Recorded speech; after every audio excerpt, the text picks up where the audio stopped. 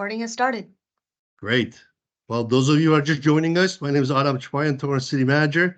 This is our third update, Community in Action, Torrance in Action, and Pension Update. Joining us tonight, we have a distinguished panel, including Mayor George Chen. We have Michelle Ramirez, Community Development Director. We have Chief Jay Hart, Torrance PD, Sheila Poisson, our Finance Directors, and we have several members from the NHA advisors, including Craig Hill, Mr. Roy Kim, and we also have with us one additional gentleman. If you can introduce yourself. Matt DeFilippis. Matt DeFilippis. Thank you, Matt, for joining us. And the format tonight is very straightforward, folks. We're going to take turns and give updates. Mayor will be covering the Friendship Cities, Sister Cities, relationship and updates, as well as upcoming Veterans Affairs. Michelle will be covering retail cannabis operations, sidewalk vending, airport noise abatement, small cells and wireless facilities, as well as major developments happening in the city. It'll be followed by Chief Hart, who will give us a public safety update, also covering some of the upcoming holiday staffing relations to our major retail centers, including Delamo Fashion Center. Sheila will be covering Measure SST since implementation about a year ago, capital projects, as well as the upcoming budget process. Then we'll take the second part of this conversation with NHA advisors. Roy Kim will give us a comprehensive overview of our pensions, as well as some of the strategies with the lease revenue bonds that the city issued as a way to help alleviate some of the financial burdens to the city. You will have an opportunity to type your questions in the chat, and we will make every attempt to respond to all your questions. We have dedicated 1.5 hours for this conversation, again, mindful of your time. And if there's any questions we can get to, we'll make sure that we include them in the follow-up posting once the video is shared with the community. Thank you all for joining us this evening. We'll, again, leave the questions at the end, but we do ask you to type them in the chat box. With that, I turn it over to Mayor George Chen. Mayor, the floor is yours, sir. Thank you, Aram, and thank you, City of Torrance, for giving us the opportunity for our third briefing. I feel honored to serve as your mayor and to be here with this this panel here. I just want the Torrance residents to know that these are top-notch staff we have in the City of Torrance, and I can't say enough to take my hat off to be serving alongside with them. Today, it's going to be brief. Since I took the position, probably even as a city councilman and now as a city mayor a little bit over a year, the city has had a wonderful sister city relationship. We actually have one in the last 50 years. And what's been happening with this sister city relationship is, for those who are not aware, that every summer we have an exchange of students. Students from the city of Kashiwa comes to the city of Torrance, and then Torrance has this high schoolers with a delegation that goes to Kashiwa. Every summer we have that exchange for approximately 3 weeks to learn about the whole city's culture. And it's been a wonderful sister city relationship. And every 5 years, there's an adult delegation exchange. So what usually happens is the adult delegation from our sister city, Kashiwa, comes in February. And then the adult delegation from the city of Torrance goes in October. So just last month, we went there as part of the 50th anniversary, and it was a tremendous trip. Our Torrance Sister City Association, or TSCA, working with HERA, Kashiwa International Relations Association, did a wonderful job planning this 50th anniversary, probably over a year. And this year, when we went there just roughly 3 weeks ago, this time the mayor of Kashiwa, Mayor Ota, did not just go to one event and do a handshake and do a gift exchange. She went to about 4 or 5 events and personally got involved, from opening night banquet to tree planting to going to the Torrance Street. There's actually a street in the city of Kashiwa. They put every Torrance City street sign on their streets to acknowledge this relationship. And it was just wonderful. Our Torrance CA president, Donna Dunlap, told me before she was flying back to the United States that this is the best exchange we've ever had, adult delegation. So our gratitude to the TSCA and to the CARA for making that a wonderful relationship. On top of that, Mayor Ota invited us into a real live Kashiwa City Council meeting where they had us sit in the audience, and one of their agenda items was a resolution for Sister City relationship with City of Torrance receiving a unanimous vote. And then they interrupted the meeting, inviting us down and handing us the resolution and a gift exchange. So that was a wonderful relationship, and we intend to keep that going for many years to come. The other thing that some of you may be aware is I've been pushing for an initiative called the Friendship City Relationship. The Friendship City Relationship has many of the attributes of the sister city relationship, but is much less formal. We are not obligated to do certain amount of events every year. However, the focus of the Friendship City Relationship, that my focus is economic development for both cities. Whereas as we develop Friendship City, it lends itself to a higher commitment of just a little bit of hi bye and we'll see you later. But these relationships are very focused. For example, after we left Japan, we went to South Korea to a city called Hwaseong. And this mayor of the city of Poisson actually visited the city of Torrance back in January of this year and wanted to establish a Friendship City relationship. And at that time, I did not know we were going to proceed with the Friendship City relationships yet because we have not had the council meeting to discuss it. So I told them just hang on. We'll see if we can get the city to pass. And I'm very happy that we approved the Friendship City relationships with 3 friendship cities. And this last October, after Japan, we went to Hwaseong, and Mayor Jung was just a gracious host. Him and his staff. The 3 key businesses in the city of Poisson is they are the home to Samsung, the second largest chip maker in the world, Kia and Hyundai. And they also very advanced in pharmaceuticals. So these are all the areas where we are focusing and developing these Friendship City relationships so that we can have a piece of the supply chain for one of the prized commodities in the world. This is chips and healthcare and automakers. And so we made, so that was a wonderful trip. And for those of you who don't know, what are the other friendship cities we established? Back in March of this year, I took a personal vacation to Taiwan, and we established 2 friendship cities there with the city of Tainan and Zhanghua. And Zhanghua mayor has actually visited us about I think just a month ago, right before we went to Japan. And he said that the next time he's going to send his business department to visit us to talk about economic development. And tomorrow we're actually going to have a delegation from Tainan City, from the economic development department, to come talk about what kind of business we could do between the 2 cities. So it's a very fruitful relationship, and we intend to keep this going. Tainan has one of the largest manufacturing plants with Taiwan Semiconductor Company.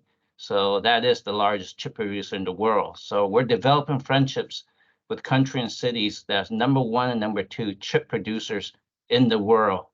And not only we are looking at bringing in their business, but it puts Torrance on the map in terms of tourism. This is goes along with our whole Discover Torrance strategy.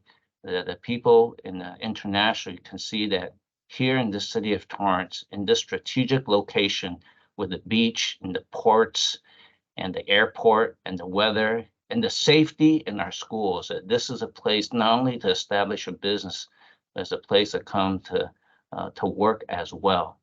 So far we have a good start, and there are actually many other cities that's already inquiring with me about establishing Friendship City relationships. I think in a couple of weeks, we may have a delegation from Armenia also coming to visit. So there are a lot of developments in the pipeline. So we'll keep you updated as things go along. But every relationship we have is an opportunity to make gains for the city of Torrance. And that wraps it up for my sister city and Friendship City discussion. And the last thing I just want to share is that tomorrow, in the city of Torrance, we are honoring all our veterans in the Torrance Cultural Arts Center from 10 a.m. to 1 p.m., including lunch at noon. I just want to give my personal thanks to all the veterans in the city of Torrance, in the South Bay, in our country, who served us before and who are continuing serving us in the military. And we wish you the best, because I'm pretty sure we will not be having a council meeting before Veterans Day. So thankful to all our veterans. And that's a wrap for me. Thank you, Your Honor. Appreciate the update. And thank you for the shout out for tomorrow's event. Appreciate your leadership. We do have several council members on the call listening in, and we appreciate them and community members joining us this evening. Thank you all. And you'll have an opportunity to scan our QR code to learn what Torrance is doing. We have 2 slides at least dedicated in this presentation. We ask you to please use that opportunity to engage with City, to learn about all the latest happenings. We have dedicated web pages in trending in Torrance on major issues, including some of the topics that Michelle is going to cover. And we ask you to download the My Torrance app to submit any community concerns related to shopping carts, graffiti, coyotes, homeless response, and we'll ensure that city staff responds to your needs. With that, I'm going to turn it over to all things quality of life related to Michelle Ramirez of our Community Development Department Director. Go ahead, Michelle. Good evening. My name is Michelle Ramirez, and I'm the Community Development Director for the city. I will be covering a number of items this evening, starting off with cannabis operations. On November 9th, 2016, Proposition 64, which legalized the personal use and cultivation of marijuana for adults 21 and older, became effective in California. The proposition includes provisions on regulation, licensing, and taxation of legalized use. Next slide, please. For Torrance, 52% of the community voted in favor of Proposition 64. Currently, all cannabis activities are prohibited in the city. This includes cultivation, manufacturing, distribution, testing, and retail sales of both medical and adult use cannabis. The state of California will not issue a license to cannabis businesses within Torrance. The city has recently initiated a cannabis task force, which consists of the Department of Cannabis Control, who is a state oversight agency, and the Community Development Department's Code Enforcement Unit, along with the Torrance Police Department. Working together, the Cannabis Task Force investigates and enforces both the state and city regulations. Next slide. The next subject is sidewalk vending. On September 17, 2018, former Governor Jerry Brown signed Senate Bill 946, which is also known as the Safe Sidewalk Vending Act. This law ended the criminalization of sidewalk vending in California and barred any jurisdiction from prohibiting sidewalk vending. Senate Bill 946 does allow local jurisdictions to adopt non-criminal laws to protect public health, safety, and welfare. As a result, the city of Torrance adopted a sidewalk vendor ordinance whereby vendors must comply with local laws, including possessing a city-issued sidewalk vendor business license and a California-issued seller's permit. Additionally, county public health permits are required to sell food or beverages, and vendors must comply with all food safety requirements of the California Retail Food Code. Next slide. Currently, to promote safe sidewalk vending and ensure vendors are complying with the Torrance ordinance, code enforcement officers roam the city educating unpermitted street vendors of their inability to vend and they also provide educational material on how to become a legal vendor, as well as answer questions. These code enforcement officers can write administrative citations in those cases where an unpermitted street vendor is unwilling to follow the city ordinance and whereby the vendor is able to be identified. Additionally, the city has created a sidewalk vending compliance team comprised of the city's Community Development Department's Code Enforcement Unit, Torrance Police Department, Torrance Fire Department, and if vending food, health inspectors from Los Angeles County Public Health to ensure the vendor is following the California Retail Food Code. These inspections have been successful as the city has seen a drastic drop in the number of unpermitted vendors throughout our community. Next slide. Next is the city's noise abatement program. The city is committed to minimizing noise impacts on the city's residential neighborhoods from aircrafts operating at and from the Torrance Municipal Airport by implementing a noise abatement program. As part of this program, the city uses an interactive web-based community portal known as Noise Lab to monitor this program. This system includes such things as noise abatement information, location of noise monitors, flight history, live flight tracker, and complaints. Currently, there are 7 noise monitors surrounding the airport that feed information into Noise Lab to ensure that pilots are complying with the city's noise limits, curfew departures, and training. Next slide. The initial goal of the noise abatement program is to obtain voluntary compliance through the issuance of noise notices of violations, as well as through noise tests conducted by the pilots and city staff. If voluntary compliance cannot be achieved, the city will move to enforce its noise abatement rules and regulations, which may involve hearings and ultimately the possibility of a pilot and/or aircraft being denied airport usage as a result. Next slide. Moving on to small cell wireless facilities. These are a type of wireless broadband infrastructure. Unlike cell towers, referred to as macro cells, small cell facilities typically take the form of smaller antennas that are placed on existing infrastructures, such as utility poles. They are accompanied by equipment cabinets typically installed lower on the pole. Next slide. While the city reviews and approves the location of individual wireless applications, we must do so within the parameters established by both federal and state laws that severely limit the city's discretion. On January 8, 2019, the City Council adopted a small cell wireless facilities policy, which additional revisions were adopted on August 10, 2021, to exercise the city's limited control over small cell wireless facilities. The policy regulates small cell location requirements, design standards, permit applications, and conditions of approval for permits. The city's process is designed to ensure compliance with both federal and state law, including the statutory review imposed on cities.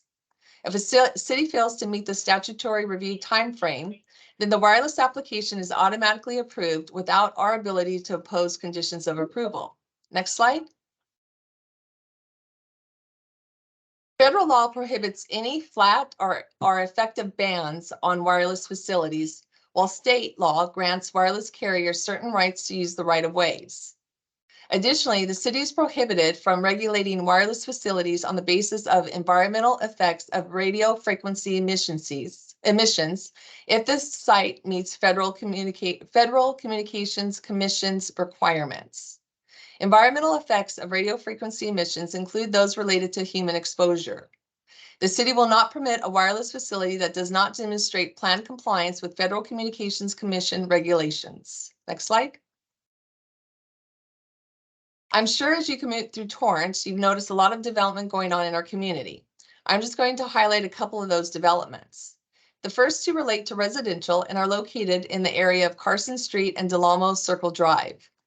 Delamo Circle Residential Project is a 5-story apartment complex with 200 dwelling units and includes a parking structure with a rooftop pool, spa, clubhouse, and fitness center. Akoya of Torrance is a market rate age-restricted project for seniors. When finished, it will consist of 159 units, of which 22 will be assisted living units. A rendering of this building is shown on the slide. Next slide. The Gable House development, which is located at the former home of the Gable House Bowl along Hawthorne Boulevard, close to Sepulveda, has been approved as a mixed-use development comprised of 218 apartment units and 12,000 square feet of commercial floor area. Of the 218 apartment units, 17 will be affordable at the very low income level. Next slide. The former Torrance Toyota campus on the southwest corner of 190th Street and Western Avenue was acquired by the Sears Regis Group in October of 2017 to make room for the Torrance Gateway project. When completed, this project will consist of 14 separate light industrial buildings for use by a variety of companies. Of the 14 buildings, 12 will be located on the south side of 190th Street and 2 will be located on the north side of 190th Street. Next slide. Lastly, the Community Development Department recently developed a new major residential development map.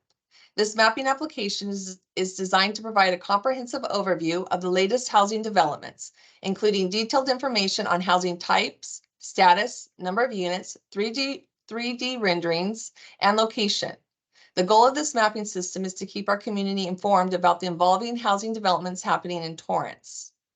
For more information on key efforts underway by the Community Development Department, or to visit the major residential development map, please visit www.torranceca.gov/CDD. Thank you very much.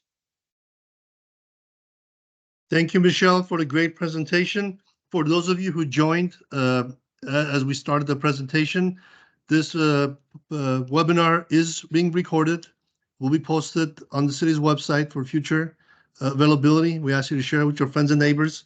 If you have questions related to any of the content being presented, or as one of our guest residents mentioned, any community issues, please feel free to type in our chat. And next year, we're hoping to create a citywide dashboard, which will have real-time information available for residents regarding the major capital projects, park improvements, roadway projects, as well as the information shared by Michelle regarding major private development. So thank you again, Michelle. Appreciate the update. Now I turn over to Chief Hart to give us a public safety update. Chief Hart. Thank you so much. Good evening, everybody. Jay Hart, Chief of Police, the Torrance Police Department. It's my honor to be able to spend a few minutes with you and give you an update about what your police department is doing to ensure a safe shopping experience, not only at Del Amo Mall, but other places throughout the entire city, in addition to all the public safety services that we provide. So early on in January, inside the police department, we started to notice a trend of an increase in property crime, thefts from not only the mall, but other places, retail places. And we started to collect the data, given our staffing levels where we're at. We came up with a plan of trying to give extra patrol and extra services and what we would call hotspot policing, identifying strategic locations inside the city of Torrance where crime is increasing, putting police resources at those locations with supplemental projects and approaches to try to reduce crime and hold people accountable. So you'll see that in June of 2023, we started our special project at the Del Amo Fashion Shopping Center.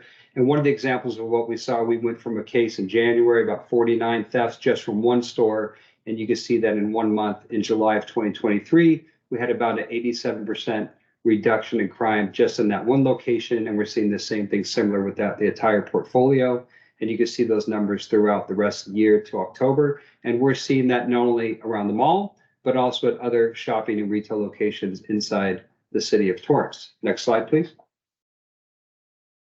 Right there on the left, you'll see that in June, we deployed at first with 2 officers. We're taking into account the staffing challenges that we have and trying to be as strategic as we can with the resources and slowly growing the program as staffing allows. In September, we were able to add 4 more officers plus 2 motorcycle officers on Sunday. The data showed us that the times that we needed the police officers the most were Thursday through Sunday. And then you'll see we already have a plan in place to ramp up when we see more shoppers and more residents at our retail locations, specifically starting around Thanksgiving all the way through the new year.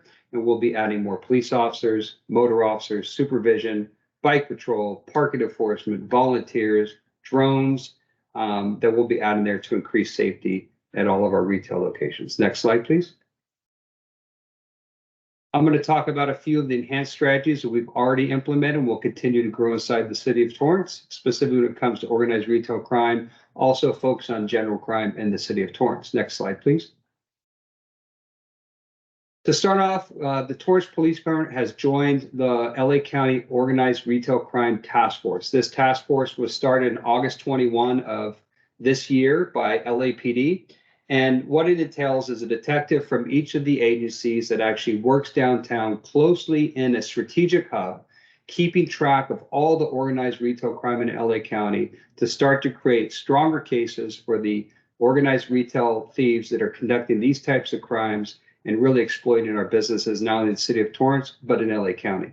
The Torrance Police Department is part of this task force, and we are really proud to be a part of that task force to deliver a better service and more safety for our community. Next slide, please. So far as the task force has only been open for a few months, you can see there are 22 open cases that are actively being worked. There are 118 right now that they're investigating to see if they are connected to organized retail crime. There's already been 111 arrests and 66 search warrants. We continue to work as a task force with special attention because what we're finding, the pattern that we're seeing, is that the crews that are coming to places like the Del Amo Mall or the Rolling Hill Shopping Center are not only coming here to commit their crimes, but they're going to other major places. And we're also focused on how the resale market of how they try to sell it. And we're also seeing a pattern where some of these groups are actually coming from outside the state of California to take advantage of more relaxed laws that you would see in our state versus some other states. Next slide, please. Currently, for this month, you'll see we have approximately 21 cases that we are looking at related to possible organized retail crime. These just don't have to do with the Loma Mall, but also other major shopping centers in the city of Torrance. And we'll continue to track those much more strategically to look for patterns. And we're also tracking if those suspects are released, were they released on bail, were they released on citations, and keeping track of them through the criminal justice system for more accountability and to report back to you, our community. Next slide, please. Our drone program is one of our hallmark programs that's looked at from law enforcement organizations across the nation. We use that as a first responder. So what that means is when there is a crime at a retail location or somewhere else in the city of Torrance, one of the first things we'll do is fly a drone in that area to get immediate observation of what's happening. It's better for dispatch, and it's very helpful for the officers who are responding to have some sense of what's happening. This program has already been tremendously helpful for us where some thefts have occurred, suspects are running away from the store, our drone is in the air, it's able to follow them into their car, follow their car, driving to the city until we get law enforcement resources there. You'll continue to see our drones up in the air, especially around the malls, the holiday season increases, because it really is a force multiplier. Next slide, please. The Real-Time Response Center, thank you to the Mayor and Council for their vision on this and really supporting this Real-Time Response Center. In the next few weeks, we will have a grand opening. We're going to be more public about our Real-Time Response Center. And what this Response Center will allow us to do is to really leverage technology as a force multiplier to provide more safety and also to ensure better apprehension of suspects. And then thirdly, stronger prosecution. So we will have a grand opening of that. And basically the Real-Time Response Center will allow us to bring in video feeds from the surrounding area and even inside some of the businesses to keep employees more safe, to give our officers more situational awareness before they arrive on scene. And it'll be a really added resource for all of our people in the field. We're excited about the Real-Time Response Center. And like I said, we will be doing a grand opening. So please continue to follow the City of Torrance on social media so you can see that grand opening and what the Real-Time Response Center is going to be about. Next slide, please. Our traffic division deployments are strategically using our motorcycle officers in and around the mall for a couple reasons. Number one is for safety when it comes to speeding, traffic violations down the Hawthorne Boulevard corridor, PCH, all of our major intersections. All of us know that traffic is a major concern in our city, so we're focused on that. And then we're doing kind of a ring of protection around retail centers too, to be highly visible as a deterrent, but also be able to move more swiftly through crowds and traffic at our mall and other areas. And already we've seen a reduction in some of the traffic collisions, our major intersections with these special deployments, and more apprehensions with them as a tool because we're able to get very close to suspects much more quickly than a conventional police car. Next slide, please. So that covers some of the most important things we're doing with organized retail crime. We have the Organized Retail Crime Task Force, our Real-Time Response Center, our drones, our foot patrol and special deployment using our bikes and our motorcycle officers, and of course, the opening of our Real-Time Response Center. It's a privilege to be your chief, and thank you to the Mayor and Council for all your support as we continue to keep Torrance a safe place to live, work, and play. And I'd like to pass it off to the city manager. Thank you. Thank you, Chief. And those of you who follow the Torrance Police Department, they are proactively policing our community, sharing the successes on social media, both to reassure our residents that it's safe to shop work, play, and visit Torrance, as well as those who are looking to cause trouble to know that Torrance is vigilant and you will be met with the full force of our police department in accordance with all the constitutional policing. And for residents and employees, if you see something, please say something. Call 911 or our non-emergency number. So with that, Chief, thank you. Thank you for the update, and thank you to our fire partners who are also on the front lines of public safety. We appreciate all of you and wish you well as we get into the busy holiday season and getting ready for our Seaside Holiday Lights. That was a recent article in the Daily Breeze, which involves all the departments in the community. With that, I'll turn over to Sheila to start transitioning us to money and finances. Good evening, Torrance community. My name is Sheila Poisson. I'm the Finance Director. Thank you for being here. I'm just going to give a few updates on Measure SST. This fiscal year that just started in July will be the first year that marks the year that we will receive SST tax revenues for a full 12 months. Since the approval of the measure from our residents, the City Council had appointed a 7-member SST Oversight Committee in April of this year. On August 29th, 2023, the Oversight Committee had met for the first time, and during that meeting, they had appointed a chairperson and a vice chairperson. They had approved and adopted the committee rules of order and received training on the Brown Act, and they accept and filed the fiscal year 23-24 the work plan, and also the Measure SST Fund budget report, which is essentially what the City Council had adopted for this fiscal year back in June. Just as a quick highlight, the last time we were here and during our community update in April, the SST budget had not yet been adopted. At that time, the forecast was roughly 18 million, but that was also about a year outdated forecast. So the budget that was adopted for this fiscal year is roughly 23 million, with the majority of that budget being allocated about $12 million to quality of life, which is to maintain our public safety efforts and our homelessness response efforts. The additional budget that exceeded our original projection was then allocated to fiscal sustainability efforts to make sure we maintain on that path of long-term financial stability by planning for our increased pension liabilities in the future, but also for making sure our general fund reserves are at a good place to be able to respond to any unforeseen emergencies. And last, the other two priorities are deferred maintenance and community services and emergency responsiveness. I have a couple slides here. I won't go through all of these line items, but essentially I just wanted to give an idea of what the capital improvement projects that are being funded by Measure SST are. You can see here that the focus on the Measure SST funding are those projects that would have had a greater impact to the community, an impact to safety, such as park improvements, library improvements, lighting, etc. So for this upcoming fiscal year, about $2 million is being funded by Measure SST towards capital improvement projects. The following year, about 3.9 million. Just a couple of upcoming budget updates. Budget dates you should note. On December 5th, we'll be meeting again with the Measure SST Citizens Oversight Committee to give a first quarter update on budget to actual results. The week following that, we'll be meeting with our Finance and Governmental Operations Committee to give a first quarter budget review of our overall citywide budget results for the first quarter for this fiscal year. Additionally, in that meeting, we'll be reviewing several other topics, such as additional revenue opportunities for our committee and our council to consider, a community facilities district that can also be considered by the committee and council, and I believe the what was the other one? And some other tax opportunities as well. And then in February and March, we'll be coming back for additional for mid-year, which would be then at our 6-month mark past the fiscal year. At that time, we're also reviewing some results that have an impact on our projections for the next fiscal year and even the next 10-year projection. And then, of course, in May, with these dates being still determined, we'll be having our budget public hearings during a regularly scheduled city council meeting.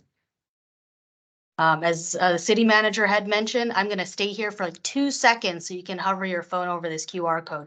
But there's also several other websites where you can see what's happening in Torrance and where you can report any other concerns that you may have.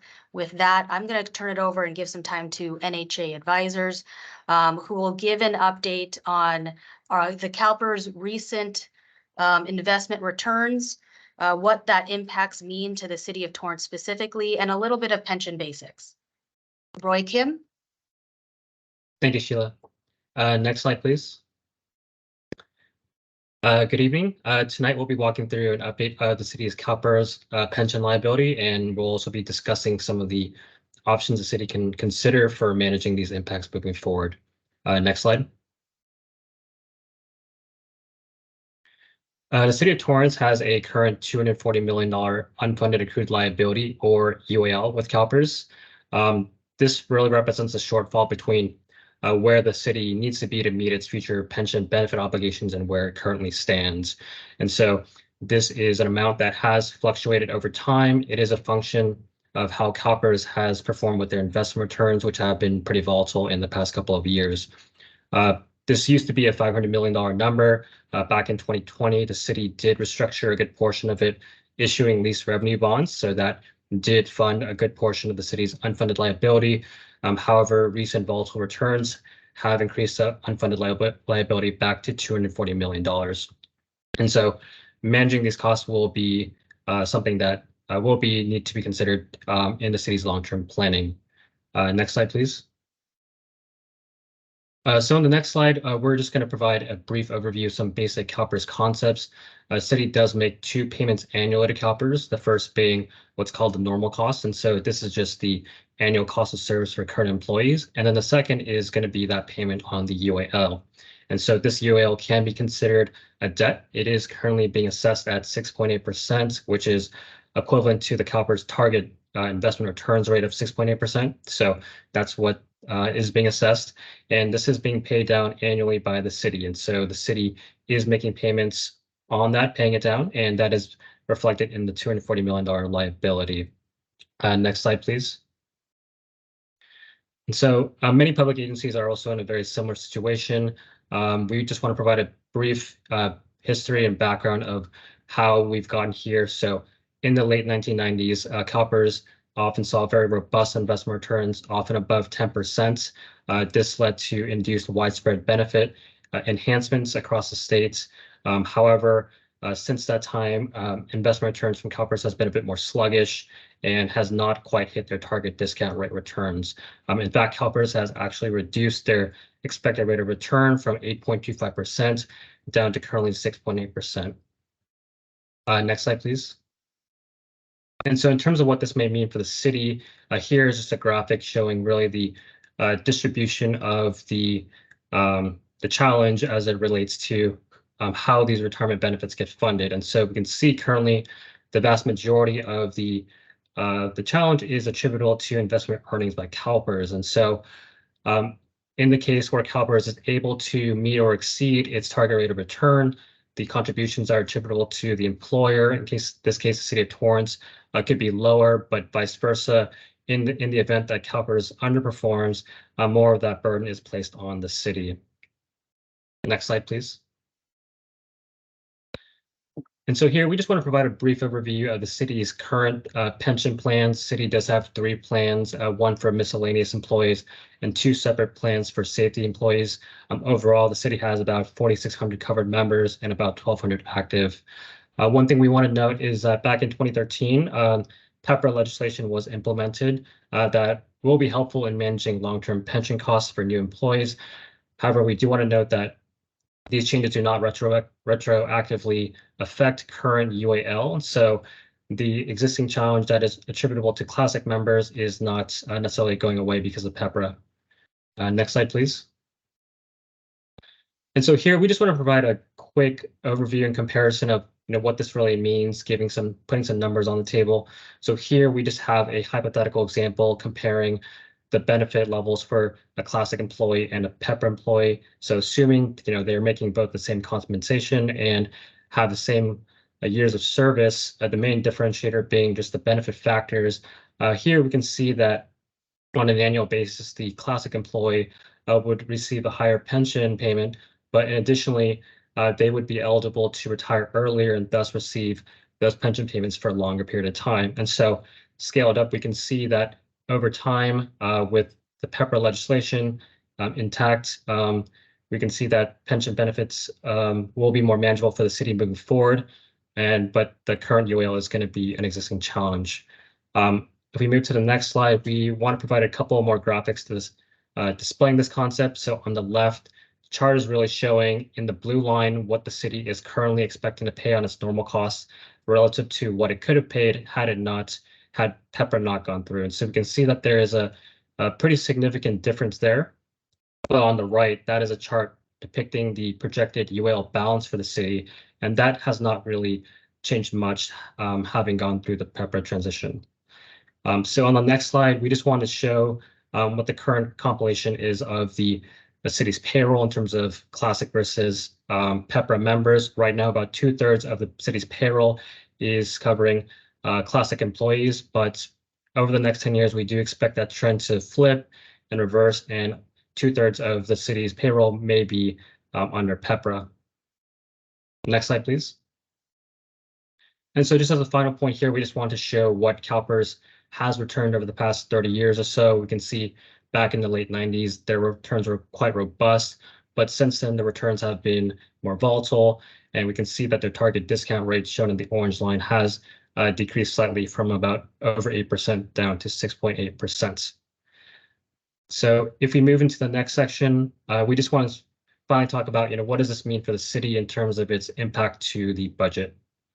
So next slide, please. Oh, Next slide. Thank you.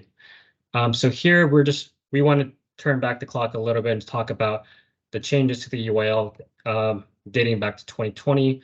Back in 2020, the city was facing a UAL balance over $500 million. The city did restructure about 70% of that through its lease revenue bonds, and for a period of time was actually fully funded based on strong returns in 2021. However, after poor returns in 2022, that balance has returned to a $240 million level. And based on CalPERS achieving 5.8% returns in this recent fiscal year, we do expect that number is going to increase slightly to about $260 million next year. Next slide, please. So in terms of what this means for the city on an annual cash flow basis, here we have a snapshot in time of the projected payments that are associated with these UAL changes. And so we can see really over the next decade, payments are expected to ramp up significantly. We do see a bit of payment relief here in 2024.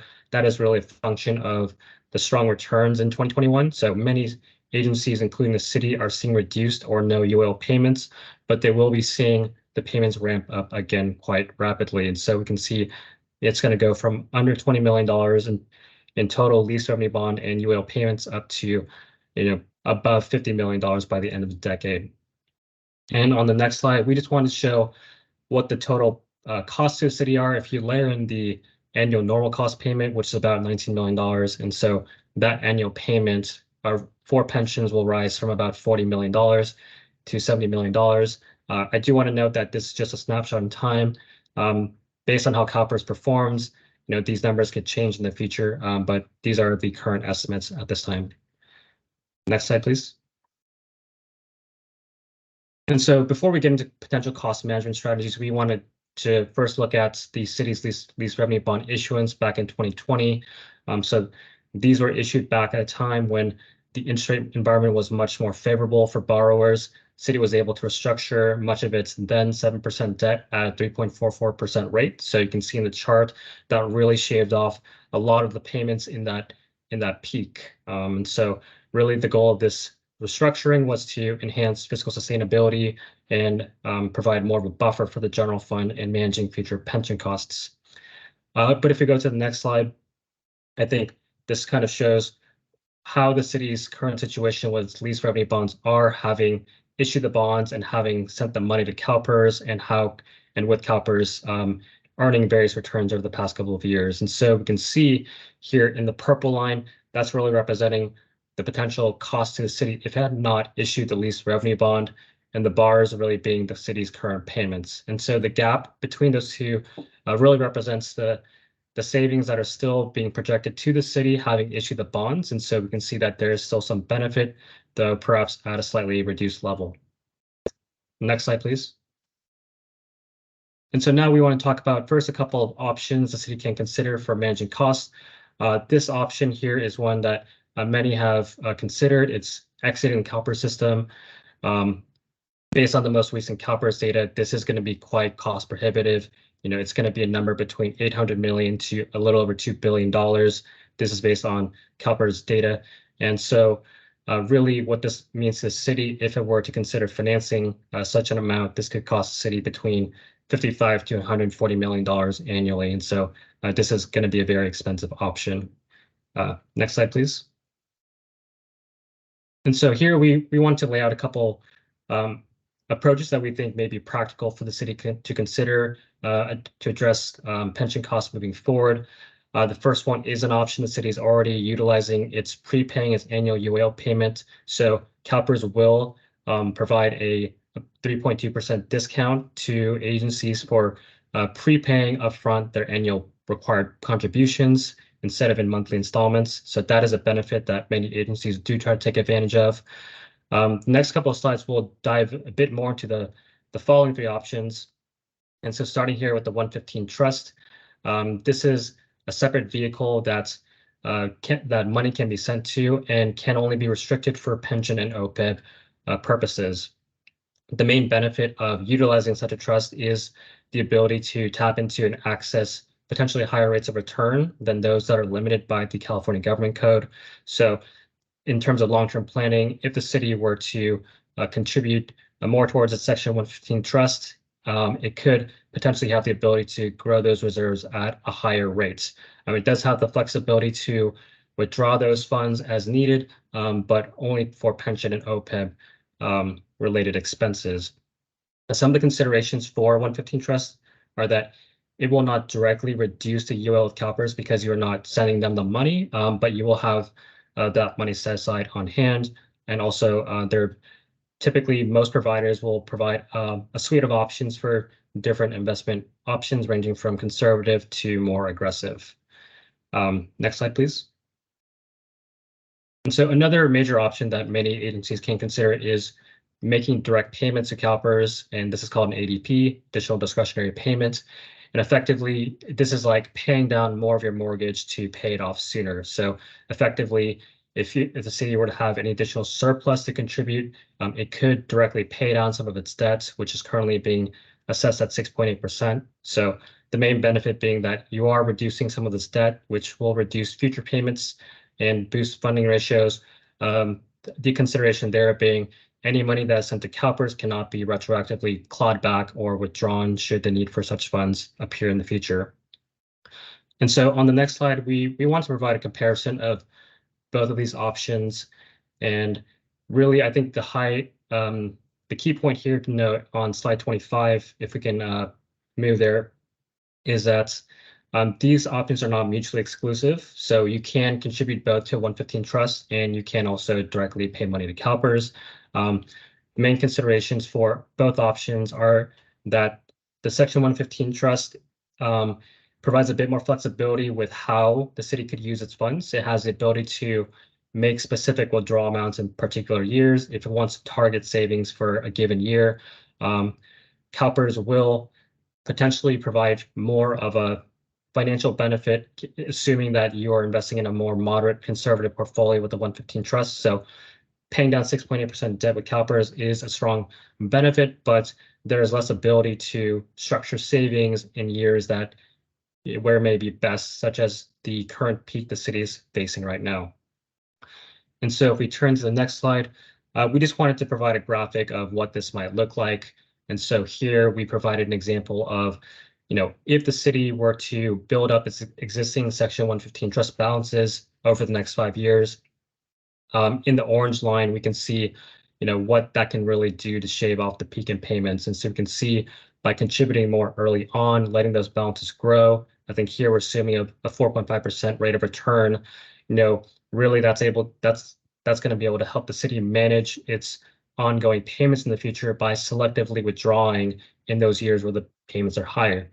We can see if you took that money and did ADPs with CalPERS, sent them that money directly, you'd also achieve something very similar, but then the ability to really level out the payments exactly is a bit more limited. But then the flip side being that potentially city could see more long-term savings. So the next two slides are really showing this concept again, but just with different scenarios here. We wanted to show a scenario where, if the city, wanted to phase in increases to the trust over time, we're showing here that that's possible. Really, the main difference between this scenario and the last one is that, you have less contributions over time. So your ability to bring down that line further is a bit reduced, but you're still able to smooth out the payments. The next scenario is just showing what's on slide 28, what the payments could look like if the city's contributions were equivalent to its estimated budgeted savings. So if we turn to the next slide here, I think we'll be able to see that those payments are a little different, but in scope and scale, it's very similar to what we saw in the previous couple of slides. So I think really, I think the point to highlight here is that, if the city is able to achieve these types of savings in the next couple of years, it is well on its way to being able to manage these costs. So finally, I believe we have a couple more slides here. On slide 29, if we can turn there, please. We just want to highlight an option that CalPERS does offer. It's called a fresh start. And this is effectively their way of allowing agencies to restructure their UL payments into a manner that's more level. The main caveat being that any restructuring has to reduce the total payment, payments. And so that typically means that you'll have to restructure the shorter term and have higher annual payments. And so if we want to visualize this on the next slide on page 30, we can see here that effectively this is a very similar shape to what we've seen on the other slides with the 115 trust and the ADP approach. However, the fresh start will lock the city into this payment schedule. And so we can see we haven't seen many instances of agencies going with this approach, and effectively the city could consider manufacturing this type of payment schedule, but without having to lock itself in by making voluntary withdrawals and contributions to the 115 trust. And so if we can flip to the final slide, please. I think we just want to conclude by noting that the pension challenge is one that is being faced by many public agencies, including the city. It has returned, but the city has been very proactive in the past about addressing these liabilities with its lease revenue bond issuance, and it does have options moving forward for continuing to manage this liability. And so with that, I'm happy to answer any questions, and thank you for your time.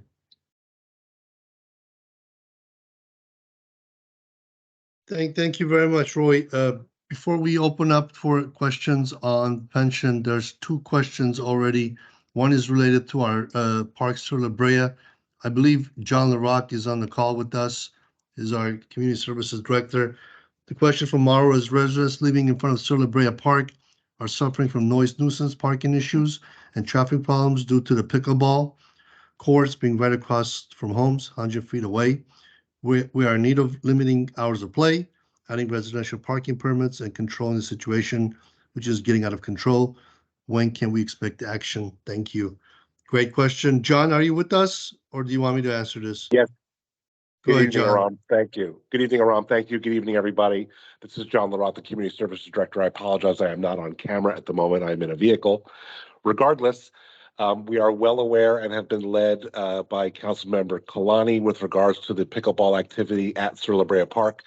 We've had some extenuating circumstances with park closures in other cities that lost their ability to play pickleball for some months. We did experience some spillover of those players, but those parks have reopened, so we're looking for a lower volume of players. However, we are addressing the limited number of hours for the evening times, Monday through Thursday, as well as on Sunday. We'll be doing that next week with our Parks and Recreation Commission. So you can look forward to seeing the lights turning out even earlier than they are now on those courts. We're also going to be trying to do our best to encourage, if not require, the use of the softer practice pickleball, which has a much lower density sound. And we'll also be installing sound attenuation panels on the residential facing side of those courts. Longer term, we have SST funded programming to install new pickleball courts at parks that are more than 550 feet away from any residential presence. And once any of those are completed, we will be removing the pickleball lines from Sur La Brea Park so it restores to tennis play only. With regards to parking permits and the traffic in the streets, that's really something that our public safety and public works folks would have to deal with. But we are keenly aware of misbehavior by any of the park users in the neighborhood. And as always, if you see something that is not right, either in the park or in the neighborhood surrounding, we encourage you to contact the police department for immediate attention. And you can also feel free to follow up with us at Community Services so we can reach out to our pickleball and other play ambassadors to get them to try and help us with public compliance. Thank you. Thank you for the update, John. And we'll continue to update Councilwoman Kalani as I know for certain she has been in touch with the residents, concerned residents in the area, and with the hope that we can address this issue. And then we also aim to build additional pickleball courts, since that's the sport in much demand these days. But however, keeping in mind the proximity to residential areas and the impacts of noise. The next question we have is from Dennis Petrowski, our commissioner.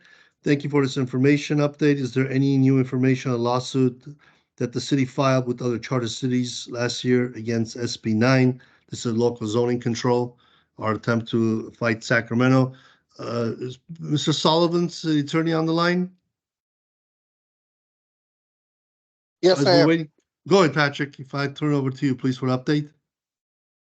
1 second. I'm sorry. I was just having a quick bite of dinner. I missed the last part. Sorry. So, Patrick, the question is the update on SB 9, the lawsuit. Oh, SB 9. The lawsuit is ongoing. It is obviously a slow process as this goes on, but the city is exploring all of our options, and then unfortunately, I don't know the website offhand, but Councilman Griffiths has been a leader in trying to organize the cities throughout California to oppose the loss of local control under SB 9 and 10. But I don't know if he's on the call or not, but he has a website that we could probably. Yeah, it's catalystca.org. Catalystca.org. Localcontrolca.com. Thank you, Councilman Griffiths. It's in the chat. Councilman Griffiths put it in the chat. Thank you. Thank you. Are there any other questions, since we have all these subject matter experts on the call with us this evening? We will continue to update the PERS every June. PERS reports their returns. Maybe I'll turn this over to Craig and Roy and Matt. Given that with the inflation, the financial pressures in the market, now that we're halfway mark in the year, how's it looking with that 6.8 return? I think I know the answer, but I'll turn over to the experts to give us sort of a preview and what we can expect as far as future returns for PERS, since they have such impacts to us. Roy, have you got any insight on how they're trending so far for this current fiscal year, CalPERS? Not at this time, but if it's helpful, we can definitely get in contact with a couple of CalPERS actuaries and see if they're able to provide their year-to-date estimates. Yeah, I think when PERS. Go ahead, Craig. I was just going to say, I think the big takeaway for the group tonight is, as was demonstrated in some of those graphics, how impactful a CalPERS performance or underperformance can impact the city's liabilities. So while they missed their target of 6.8 in this last fiscal year. Some would argue, 1 percentage point doesn't seem that much, but you could see from those graphs how much it added to the liability of the city. And, it's just the math, the way it works. There's a real sensitivity to performance out of CalPERS, which puts a lot of pressure on them. Yes. We have a question. Thank you. Thank you both. A question came in from Ron. Chief, this is to you. We received information on retail crime, but residential crime is increasing. What is the city's strategy and control goals on residential crime? So let me pull up the stats really quick that just got produced today for a residential crime. Overall, in the city of Torrance, crime is down 11%. I know that it feels like from looking at social media that crime is even more, but in our city, at least, crime is down 11%.